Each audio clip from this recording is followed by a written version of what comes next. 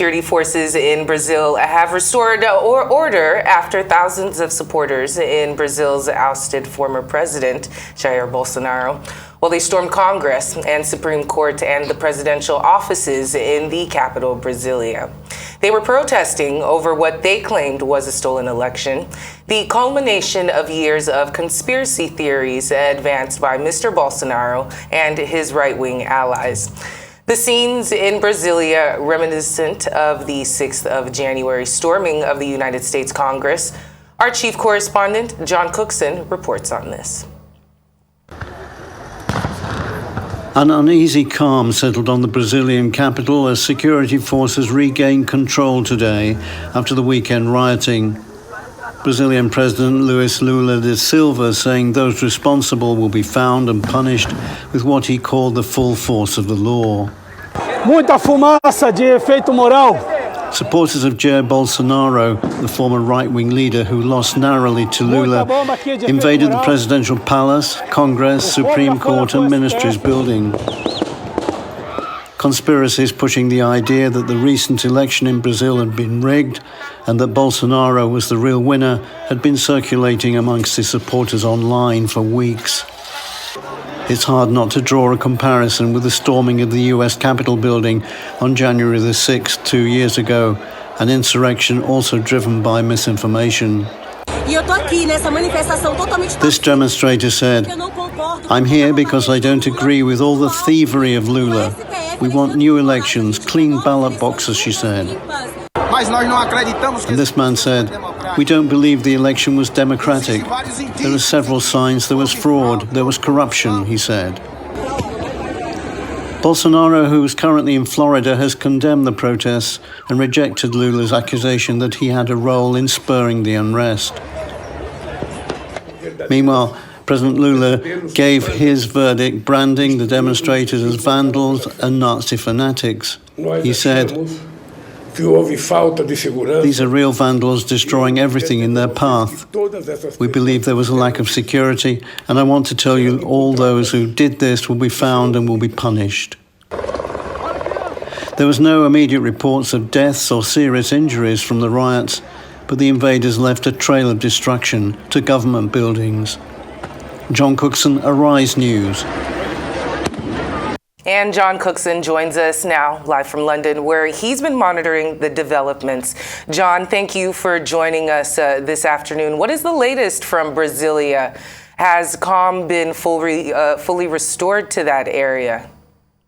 There's a tension there still, clearly looking at reports from Brasilia today. And indeed, those protesters who rioted and stormed the buildings, the presidential palace and Congress and the Supreme Court, they're camped out now in the surrounding countryside, being watched over by riot police and other security forces. So, look, it's not gone away, and this insurrection, if you like, minor perhaps by comparison with the January 6th storming of the Capitol building 2 years ago in Washington, but nevertheless hugely impactful and an echo really of what happened in America a couple of years ago.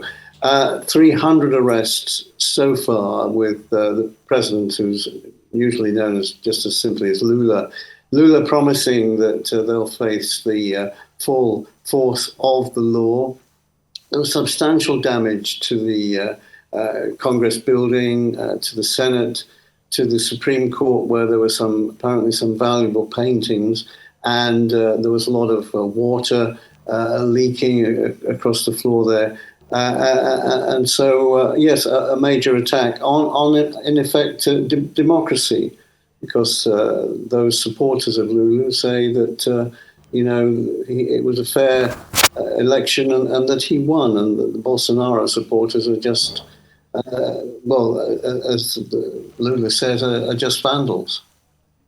So, John, to what extent was the riot in Brasilia expected? Hugely. In the last few weeks and months on the Twitter sphere, and also Telegram used by the Bolsonaro supporters, they've been planning this for a long time, and they were invited to come to Brasilia, where the message was there was free tea, free lunch, free buses to get you there. So to a large extent, it was expected. And there's some hint today that, in fact, there were security forces in charge of the Capitol buildings who were sympathetic to them, and that's why action to stop them doing what they did was so slow, in that they kind of got waved through by certain security forces who still support right-leaning Bolsonaro. And John, what's been the reaction from world leaders witnessing this scene? Well, we just seen Joe Biden there on the border with Mexico. He condemned what happened yesterday in Brasilia. He said, I condemn the assault on democracy and the powerful and peaceful transfer of power. President Macron of France said the will of the majority of Brazilian people must be respected. Bolsonaro lost narrowly in the presidential election. And Canadian Prime Minister Trudeau said that this was an attack on democracy that cannot be tolerated. So a universal condemnation there from world leaders. So is this the end of the protests, John? No, not at all. Look, part of the protest was by Bolsonaro supporters was to express their outrage that they thought that the election had been stolen, even though there's no evidence to say that.